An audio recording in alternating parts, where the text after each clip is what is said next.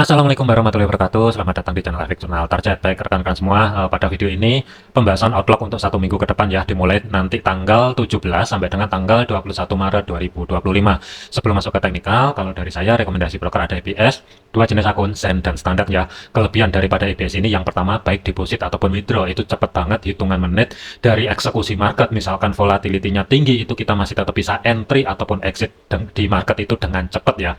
Dan kelebihan yang lain, historinya pun itu panjang banget. Contoh di gold time frame besar itu masih bisa kita liatin tahun 2000, itu kita masih bisa liatin ya untuk historinya. Jadi kelebihannya sebenarnya sih banyak, dari segi pairnya pun juga lengkap, forex mayor ataupun minor, komoditi kayak silver, gold, kemudian palladium, oil, kemudian crypto pun juga semuanya tersedia ya. Dan khusus untuk akun Zen ini, linknya hanya tersedia di kolom deskripsi.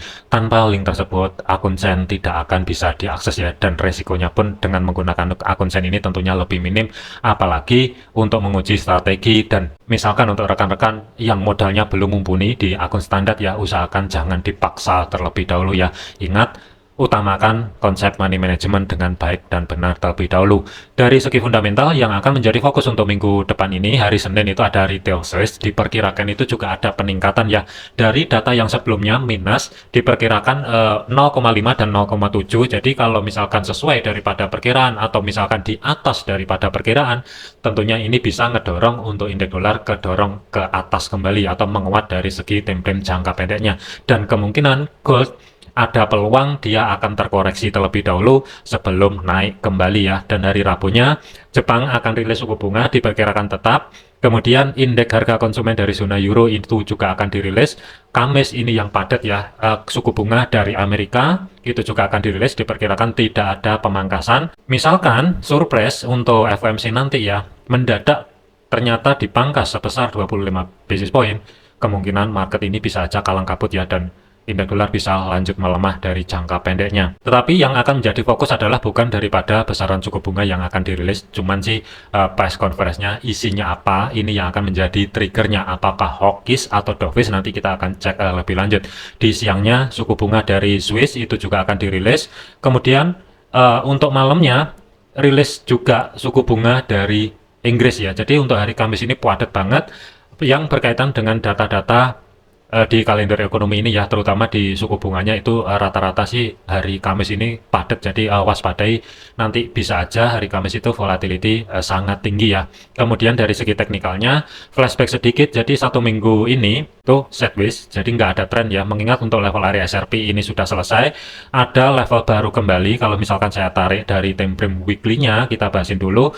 Untuk candlenya itu kurang lebih sekitar 2 minggu itu kan merah ya, dan di minggu yang sebelumnya itu kan impulsif bearish-nya sangat kuat sekali. Cuman untuk minggu depan ini hati-hati, potensial terjadinya koreksi terlebih dahulu, mengingat untuk indeks dolar sendiri sebenarnya ini masih sideways ya, cuman ring area sideways-nya itu besar banget. Untuk level area SRP-nya sendiri, kalau misalkan saya tarik low sampai dengan high-nya untuk menentukan pergerakan 1 minggu ke depan ini, kita lihatin dulu dari segi time frame 4-nya sebagai batasan pantau overnya. Misalkan ada kenaikan dari segi indeks dolar, yang akan menjadi fokus resisten 3 dan 4 itu jatuhnya di kisaran 104.82 sampai dengan 105.00. Ini juga sebagai psiko price levelnya ya, atau zona yang saya blok biru. Kemudian resisten 2-nya hati-hati 104.400-an di kiri, di sini juga ada zona supply.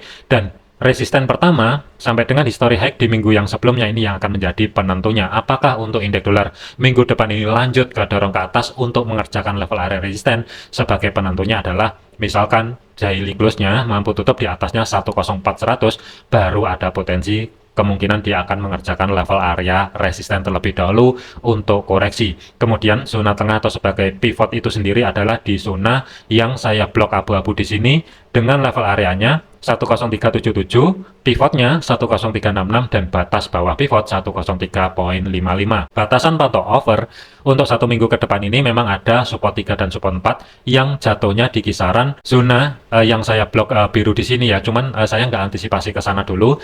Kemungkinan support 2 yang berada di 102.900 ini juga belum, tetapi saya lebih prepare kalaupun dari segi time frame kecilnya nanti untuk indeks dolar kedorong ke bawah, kemungkinan masih belum jauh-jauh di kisaran level area zona support 1 atau yang saya blok orange di sini ada harga 103.37 sampai dengan 103.22 ya. Kita lihatin dulu dari segi time frame satunya.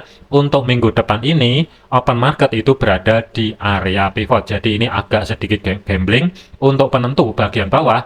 Misalkan indeks dolar lanjut kedorong ke bawah, di bawahnya 103.55, baru ada potensi arah support sebelum terkoreksi kedorong ke atas ya. Tetapi misalkan dari segi time frame kecilnya nanti ada penurunan dan masih belum mampu minimal H4-nya tutup di bawahnya 103.55, waspadai, bisa aja langsung lanjut terkoreksi ke atas ya. Apalagi malamnya akan rilis indeks harga konsumen, misalkan ini positif, dengan datanya yang tadi dari negatif menuju positif dan lumayan banget jaraknya, jadi ini bisa langsung lari ke atas ya. Ini untuk malamnya nanti di hari Senin. Kesimpulannya untuk indeks dolar kita lihatin dari segi time frame satunya, di kiri di sini kan juga ada zona supply, jadi saya lebih prepare. Kemungkinan antisipasi saya adalah terkoreksi ke atas terlebih dahulu yang akan menjadi zona pantaunya 105, 104, 800 sebagai batasan pantau over. Hati-hati di resisten 2, 104, 400 di kiri. Di sini juga ada reaksi. Kemudian di resisten pertama di sini juga ada drop atau zona supply kecil ya. Ini yang akan menjadi antisipasi terdekatnya. Misalkan ada penurunan, gambaran saya masih belum jauh-jauh di antara 103.37 sampai dengan 103.22. Kemungkinan bisa aja ini langsung terkoreksi ke atas dulu, atau misalkan kehilangan batas bawah pivot, support pertama yang akan menjadi pantau over sementara sebelum indeks dolar ini lanjut ke dorong ke atas. Kemudian untuk gold sendiri, pergerakan untuk gold di yang kemarin ini kan mampu membuat ATH baru, dan sudah saya bahasin juga kalaupun untuk hari Jumat atau di video yang kemarin ya. Misalkan gold kedorong ke atas, gambaran saya sudah tidak jauh-jauh di antara resisten 4 sampai dengan resisten 3, dikarenakan level area tersebut sebagai batasan pantau over mingguan.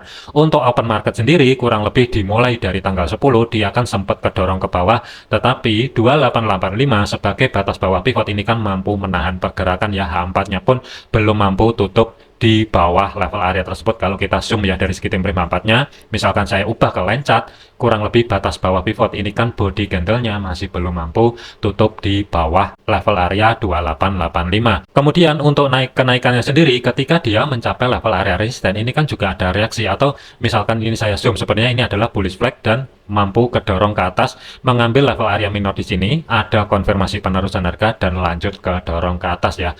Ini sesuai yang antisipasi kemarin, batasan pantau overnya yang berada di antara 2990 sampai dengan 3008 ya. Penutupan kemarin itu kebalik lagi di bawahnya resisten ketiga weekly. Dikarenakan untuk level area SRP weekly ini sudah selesai dan ada level baru kembali, jadi ini saya hapus terlebih dahulu. Sebelum masuk ke level area SRP weekly ya, untuk pergerakan 1 minggu ke depan ini flashback sedikit untuk level area punyanya monthly ya. Jadi untuk monthly yang berlaku nanti sampai dengan tanggal 31 Maret 2025, sebenarnya gold itu sudah hampir mencapai resisten kedua monthly yang berada di 3017.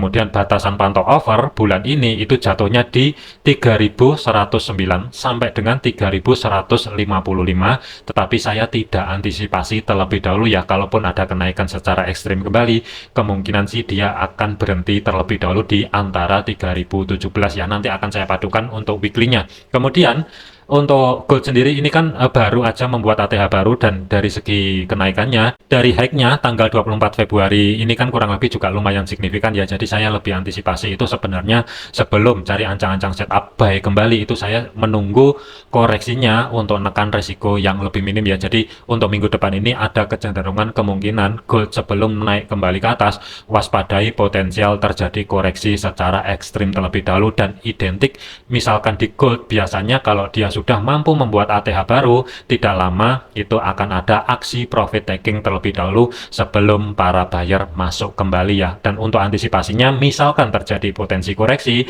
yang akan menjadi zona pantau dari segi monthly-nya terlebih dahulu, ada harga 2925 ini sebagai resisten pertama monthly yang saat ini berubah fungsi sebagai level area support. Di kirinya juga ada bekas support resisten dan ada zona demand ya. Ini antisipasinya misalkan dia terkoreksi atau ada aksi profit taking terlebih dahulu, ada potensi 2925 terdekatnya baru lanjut ke dorong ke atas, atau maksimumnya kemungkinan hati-hati di zona tengah atau sebagai pivot monthly 2864 dengan batas atasnya 2887, batas bawahnya 2841. Ini yang akan menjadi antisipasi misalkan gold minggu depan ini sebelum lanjut ke dorong ke atas, potensi koreksi besar-besaran sebelum naik kembali ya. Kemudian kalau saya lihatin dari segi time frame weekly-nya, misalkan saya tarik untuk level area SRP-nya dari low sampai dengan high-nya untuk menentukan pergerakan 1 minggu ke depan, kurang lebihnya ya, kalau kita lihatin dari segi time frame 4-nya itu pas penutupan kemarin itu adalah di level area resisten pertama weekly. Misalkan untuk minggu depan ini kehilangan level area 2984 atau sebagai resisten pertama weekly, ada kecenderungan kemungkinan sesuai yang diantisipasi dia akan terkoreksi dulu 2925 dan 2927. Ini juga ada harga menumpuk antara monthly ketemu dengan weekly. Batas atas pivotnya ini juga menumpuk di antara 2955 sampai dengan 2958. Pivotnya di kiri, di sini juga ada zona demand 2942, batas bawah pivot ini yang mesti diantisipasi atau dihati-hati ya kalau kita lihatin dari segi time frame 4-nya. Jadi sebagai zona tengah atau sebagai pivot weekly-nya itu kurang lebih jatuhnya adalah ini ringnya lumayan besar. Blok abu-abu dengan batas atasnya 2958, batas bawahnya 2927, dengan pivot itu sendiri berada di 2942. Jadi saya lebih kecenderungan kemungkinan akan menunggu koreksinya atau bisa aja saya manfaatkan untuk cari ancang-ancang setup sell terlebih dahulu sebelum masuk buy kembali ya. Tetapi untuk hari Senin kalau misalkan ada kenaikan, pantau gambaran saya kemungkinan sih tidak jauh-jauh di antara zona yang saya blok hijau di sini ya, 3005 sampai dengan 3017. Antisipasi misalkan ada kenaikan sebelum terkoreksi ke bawah. Kemudian resisten kedua weekly itu jatuhnya di 3046, resisten 3 dan 4 sebagai batasan pantau overnya itu jatuhnya di 3110 sampai dengan 3140. Hati-hati, resisten 3 ini juga ketemu dengan punyanya monthly. Jadi misalkan saya tarik antara SRP monthly ataupun SRP weekly untuk minggu depan ini kurang lebih ada tumpukan di 3109 ya, cuman saya nggak antisipasi ke sana, nanti akan saya bahasin lebih lanjut misalkan dia sudah mampu bergerak di atasnya resisten kedua weekly yang berada di 3046 ya. Jadi fokus saya adalah sebagai level kunci nanti untuk minggu depan selama harga masih belum mampu bergerak di antara di atasnya 3005 ataupun 3017, saya lebih fokus untuk cari ancang-ancang setup sell, memanfaatkan koreksi sebelum cari ancang-ancang setup swing buy kembali. Kemudian untuk support pertama weekly 2901 dan batas history low di minggu yang sebelumnya ini kan di 2880. Jadi sementara yang akan menjadi zona pantau bagian bawah atau overnya ya, kalau misalkan ada penurunan secara ekstrim 2880 terlebih dahulu, ini sebagai history low di minggu yang sebelumnya. Kemudian support keduanya kalau saya tarik ke kiri di sini kan juga ada bekas-bekas reaksi ya.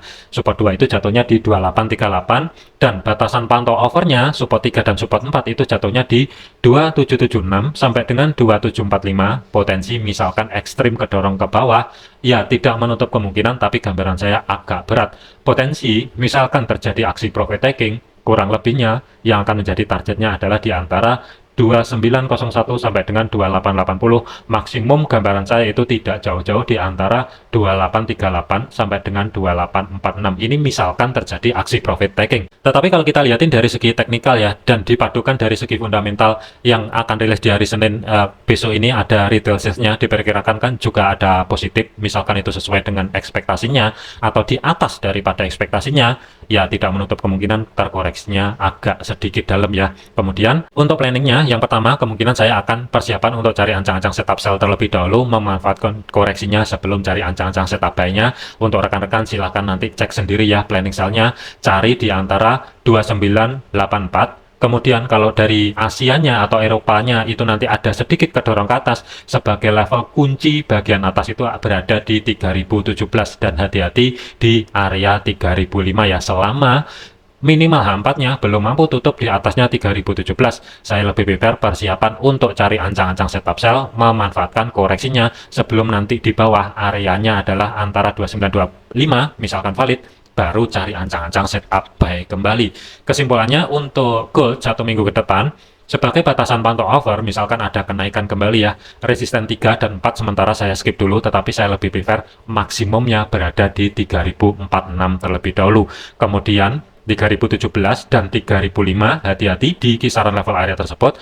Open market itu diawali dari resisten. Misalkan open market diawali dari resisten, biasanya dia sebelum naik lebih tinggi, potensi koreksi itu di atas 60% ya. Jadi ada kecenderungan zona pantaunya waspadai di antara 2955, 2942, maksimum batas bawah pivot 2925. Sebagai level kunci, gold akan terkoreksi lebih dalam, misalkan daily close-nya mampu tutup di bawahnya 2925, baru ada kecenderungan arah support 2 yang berada di 2838. Tapi selama masih aman, waspadai potensial bisa aja mendadak balik arah ke atas ya. Ini gambaran saya dari segi SRP untuk 1 minggu ke depan ya, dan ada satu lagi, ini di video yang lama sudah saya bahasin, kita liatin dulu perjalanan panjang atau level dasawarsa ya. Dari segi dasawarsa sendiri itu saya liatin dari segi time frame weekly-nya terlebih dahulu. Misalkan saya tarik untuk history SRP di tahun 2011 sampai dengan tahun 2020, pergerakan yang diawali dasawarsa yang saat ini berjalan itu kan startnya 1 Januari 2021 ya. Ketika ada penurunan kurang lebihnya kan dia ketahan di 1608 ya, kurang lebih di sini untuk level area SRP-nya.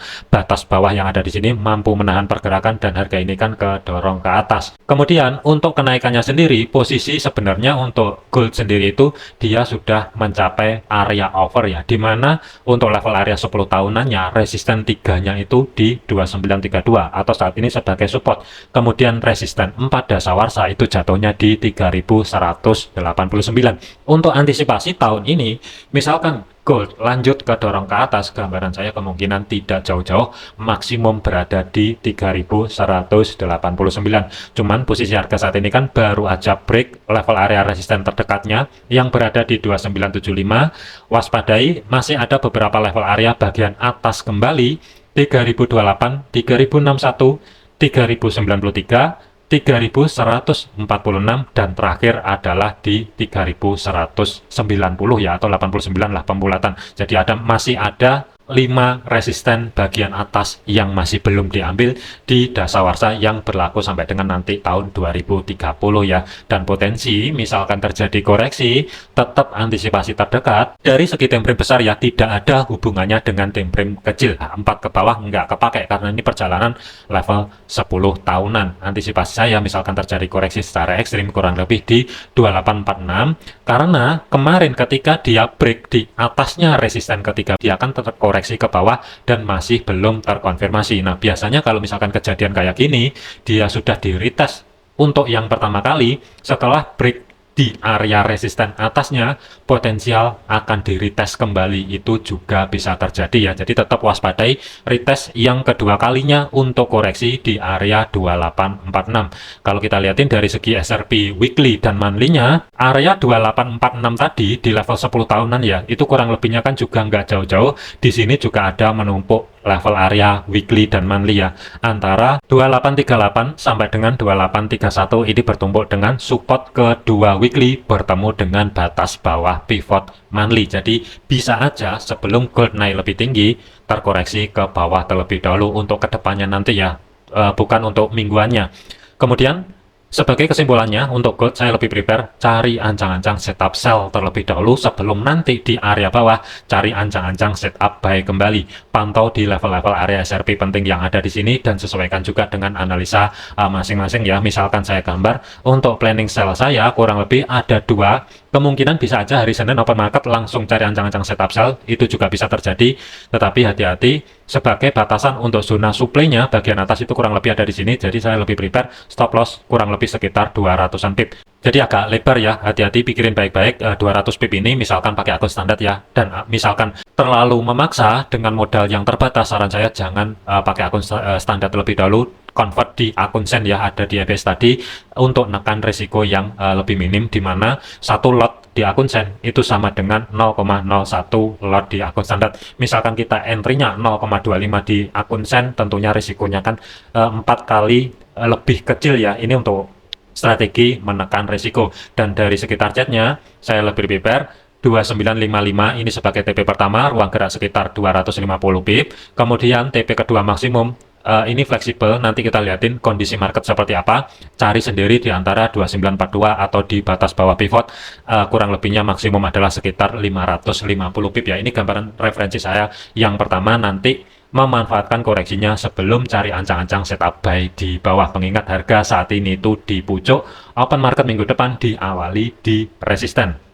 Kemudian planning yang kedua adalah misalkan dia spike dulu ke atas untuk ngejar resisten punyanya monthly ya, karena ini kan masih fresh di antara 3017.